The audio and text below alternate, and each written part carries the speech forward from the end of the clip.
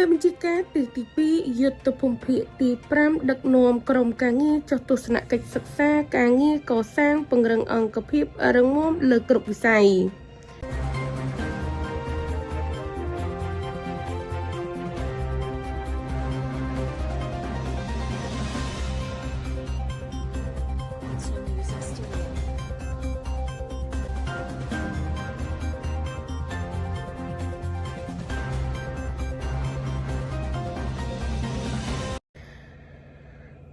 នៅថ្ងៃទី29ខែមេសាឆ្នាំ2025ឧត្តមសេនីយ៍ត្រីតាល់សំអឿននាយសេនាធិការរងយុទ្ធភូមិភាគទី5មេបញ្ជាការទី2បានអញ្ជើញដឹកនាំនីតិហ៊ានចំណុះទី2ចុះធ្វើទស្សនកិច្ចសិក្សាការងារកសាងពង្រឹងអង្គភាពរឹងមាំលើគ្រប់វិស័យរបស់អង្គភាពរចនាតូចលេខ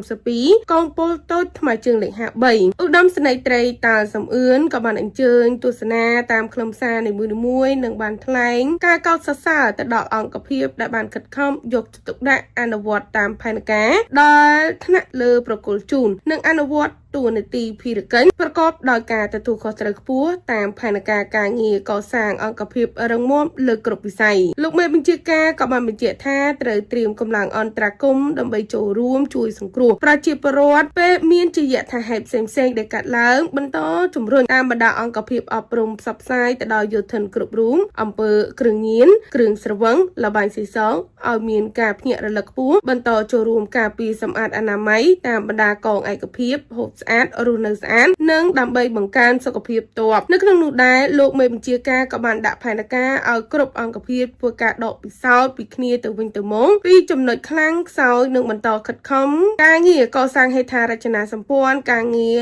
បង្កើនផលនិងចិញ្ចឹមសត្វបន្ថែមលើគោលរបបហូបប្រចាំថ្ងៃសម្រាប់កម្លាំងជួរមុខនិងកម្លាំងត្រៀមក្នុងទីតាំងក៏ដូចជាគ្រួសារយោធិនក្នុងអង្គភាពនិងមួយចំនួនលើតម្រូវការលក់នៅទីផ្សារសន្សំថវិកាកសាងក្នុងអង្គភាពរបស់ខ្លួនជាចុងបញ្ចប់ឧត្តមសេនីយ៍អធិបតីក៏បានឧបត្ថម្ភដល់កម្មវិធីនៅថវិកាមួយចំនួនផងដែរផ្សាយដោយអង្គភាពគេហទំព័រប្រមាញ់ជីដែន TV News